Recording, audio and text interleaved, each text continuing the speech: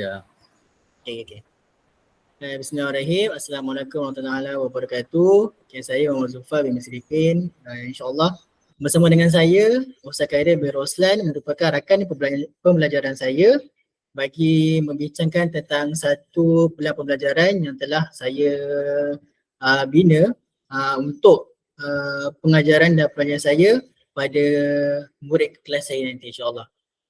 Jadi sebelum tu saya akan tayangkan dahulu saya punya KPPD untuk kita mulakan perbincangan berkaitan dengan pelan pembelajaran bermakna.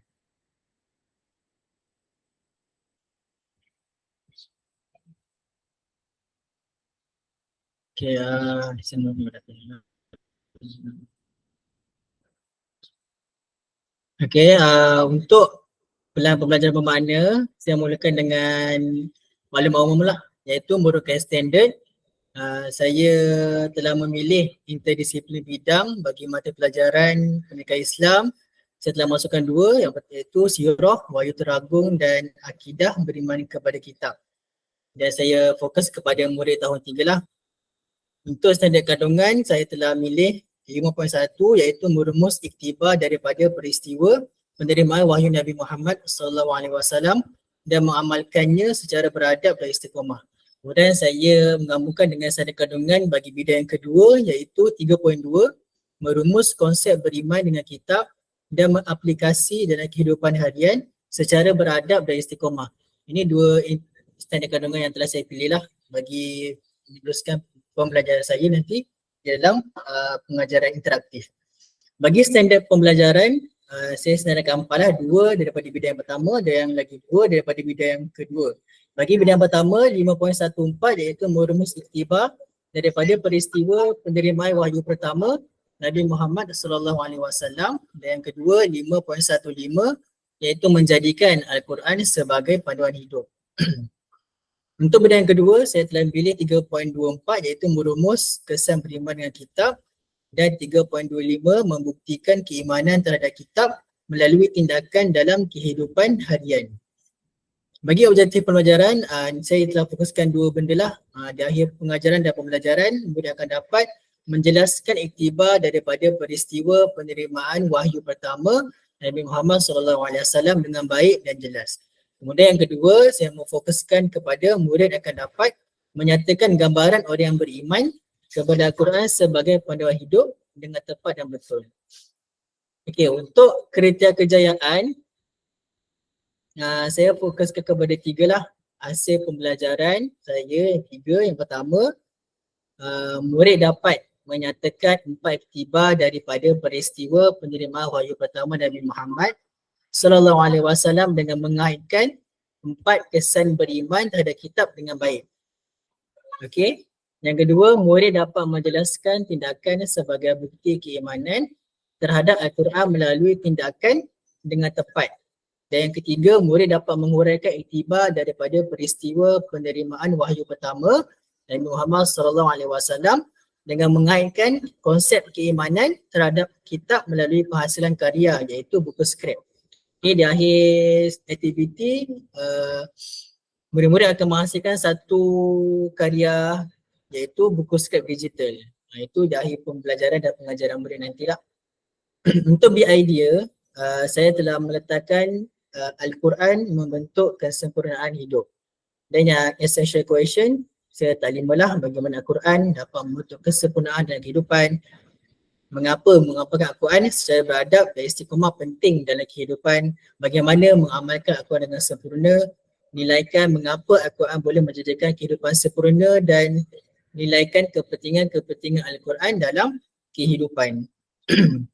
Untuk bukti pentafsiran ni saya telah fokuskan berpandukan kepada 2 objektif lah, iaitu pertama merumus iktibar daripada peristiwa Nabi Muhammad iaitu peristiwa penerimaan wahyu pertama Nabi Muhammad, dan yang kedua merumus konsep beriman dengan kitab dengan mengamalkannya secara beradab dan istiqamah. Jadinya bukti pentafsiran di sini adalah murid akan menghasilkan buku skrip yang merumuskan iktibar daripada penerimaan wahyu pertama Nabi Muhammad dengan menghubung kaitkan konsep beriman kepada Al-Quran dalam kehidupan harian melalui tindakan. Jadi di sini melalui bukti pentadasiran ini murid telah menghubungkan dua bidang lah, melalui satu pembelajaran boleh dapat mengaitkan dua bidang yang saya telah ketengahkan.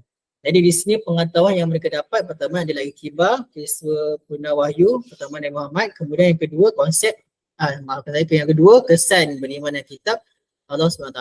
Jadi di sini mereka ada kemahiran merumus dua bidang tersebut. Jadi kat sini mereka dapat menghasilkan satu buku skrip. Okey, ini bukti pentadasiran. Lagi yang seterusnya ketiga ni saya penjajahan konstruk. Penjajahan konstruk ni saya keluarkan dia punya aktiviti murid. Aktiviti murid tu bermula daripada pendahuluan, seindaksi, langkah 1, langkah 2, langkah 3 dan terakhir sekali langkah penutup. Jadi di sini ada 6 lah. Yang pertama SLM ni student learning, bagaimana murid ni belajar. Jadi untuk langkah yang pertama iaitu pendahuluan. Saya letak belajar cara belajar. Kemudian untuk learning design model, pemanfaatan digital yang mana mereka akan menggunakan Google Sites lah sebagai medium pembelajaran mereka. Kemudian untuk 6C mereka ada kreativiti yang mana mereka menyumbang saran lah, mereka ada aktiviti sumbang saran dan juga mereka dapat berkongsi pendapat masing-masing melalui menonton video gambaran dan persekitaran Gua Hira sekarang.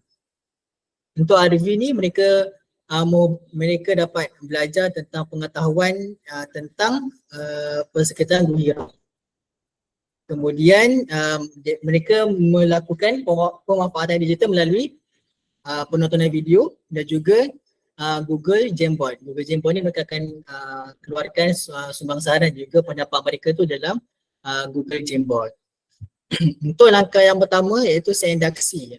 Langkah pertama seindaksi. Boleh menonton video iktibar penerimaan wahyu Nabi Muhammad dengan mengaitkan konsep keimanan terhadap Al-Quran. Kemudian yang kedua, murid dalam kumpulan dikendaki mencatat isi penting dalam ruangan Google Doc dalam bentuk peti minda. Okay, di sini inilah saya telah buat satu video pembelajaran bagi langkah pertama, iaitu saya terangkan tentang iktibar penerimaan wahyu pertama tu. Kemudian dan juga kesan beriman tu lah. Jadi di situ sebenarnya saya nak kaitkan budak murid-murid ni, dia dapat kaitkan dua tajuk ni, tak murid mencatat ataupun menghasilkan satu peta minda. Menghasilkan satu minda berdasarkan daripada isi pembelajaran. Kemudian mereka lakukan peta minda ini secara berkumpulan. Dan mereka lakukan dalam Google Doc lah. Saya akan hantarkan link di dalam Google Sites tersebut. Jadi di sini untuk langkah pertama, mereka dapat belajar cara belajar melalui dengan berkumpulan. Kemudian mereka telah pemanfaatan digital dan juga ada komunikasi dan kolaboratif serta kreativiti. Melalui komunikasi yang kolaboratif itu iaitu bersama rakan pembelajaran mereka, iaitu rakan sebaya mereka dalam satu medium pembelajaran. Okey, untuk pemanfaatan digital saya telah gunakan video dan juga Google Doc lah untuk mereka berinteraksi antara ahli kumpulan. Okey, seterusnya untuk yang kedua, saya buat aktiviti murid menonton video kepentingan sesuatu Muslim, menjadikan Al-Quran tu sebagai panduan hidup, dan juga murid secara berkumpulan dikehendaki melakonkan satu amal yang mulia berpandukan Al-Quran melalui rakaman video. Okey, untuk langkah kedua ni saya cuba untuk mereka aplikasikan apa yang dah mereka belajar tentang langkah pertama tu. Sebab langkah pertama tu saya telah mendekatkan kepada pengetahuan lah tentang iktibar dan juga kesan beriman. Kemudian untuk yang langkah kedua ni saya nak mereka ni aplikasikan melalui rakaman video iaitu berlakon. Yang ini saya minta mereka melakukan secara berkumpulan lah. Jadinya mereka akan upload rakaman tersebut di dalam ruangan Padlet. Jadi di sini mereka telah mengamalkan 6 sila, antaranya pemikiran kritis, kreativiti, kolaboratif dan juga sasya. Okey, untuk seterusnya bidang ketiga ni murid dipamerkan poster berkaitan dengan tajuk. Jadi saya telah pamerkan berkaitan dengan poster ni lebih kepada pengukuhan aktiviti. Jadi di sini melalui dengan poster tersebut yang merangkumi bidang 1 dan 2, isi pembelajaran daripada langkah 1 dan langkah 2, murid-murid ini dikendaki untuk menghasilkan buku skrip digital bertujuan untuk bagi merumuskan perkaitan antara iktibar penerima wahyu dengan keimanan terhadap Al-Quran di dalam kehidupan. Jadi di sini mereka akan melakukan Google Site tu di dalam melakukan buku skrip tersebut secara digital di dalam Google Site. Jadi di sini mereka telah mengamalkan sasiak, kreativiti, pemikiran kritis dan juga kewarganegaraan. Untuk di akhir pembelajaran secara interaktif, boleh ditayangkan rumusan isi pembelajaran. Jadi di sini lebih kepada aktiviti pengukuhan. Yang mana aktiviti pengukuhan ini saya berikan di dalam Google Form, mereka akan jawab secara individu. Okey, itu sahajalah untuk saya punya pelan pembelajaran. Pelan pembelajaran bermakna.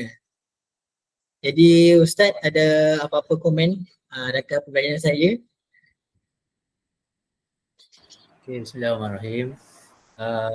Bagi pendapat saya, persediaan yang sangat baik dari segi persediaan rancangan PDP dan juga dari segi apa ni, standard pembelajaran semua kan nampak tersusun lah. Kita boleh tengok, saya sebagai orang lama, saya nampak lah memang tersusun dia punya perancangan untuk PDP tu. Dan juga dari ikut tajuk memang sesuai sangat lah. Ada dua tadi kan, gabungkan bab adab dengan sirah tadi kan. Akidah dengan sirah. Tajuk Wahyu Teragung tu sirah kan, dan Iman Kitab tu tajuk akidah. Jadi nampak ada kesinambungan dah, ada hubung kait antara dua-dua tu. Jadi memang nampaklah dia punya apa yang nak cuba Ustaz Zulfar dia akan ajar pada murid tu kan, nampaklah dia punya kesinambungan dia ada. Tak adalah bukan dua tajuk yang berbeza, dia tajuk yang sama. Maksud dia punya isi nanti memang berkait lah, hubung kait tu memang nampak lah situ. Satu lagi dari segi aktiviti pun nampak menarik, banyak aktiviti yang boleh dijalankan dengan murid. Saya rasa insyaAllah lah, maksud dia apa yang Ustaz Zulfar buat ni boleh dijadikan satu PDP yang menarik yang boleh attract murid untuk belajar dengan lebih baik lah. Saya rasa itu saja kot. Okay. InsyaAllah itulah itulah apa yang saya harapkan tu itulah. Sebab saya pun menghasilkan satu Google Site, di mana Google Site ni medium pembelajaran lah, pengajaran tu. Jadi itulah dengan respon daripada Ustaz tu, moga dapat saya menjayakan lah saya punya medium pengajaran secara interaktif bersama dengan murid-murid. Bukan saja dapat gunakan untuk murid-murid kita, moga dengan laman Google Site itu dapat digunakan untuk rakan-rakan di luar sana, insyaAllah. Okay, terima kasih Ustaz atas perkongsian, terima kasih atas responnya. Semoga dimudahkan Ustaz, insyaAllah. Terima kasih Ustaz. Assalamualaikum warahmatullahi wabarakatuh. Semuanya. Amin, insyaAllah.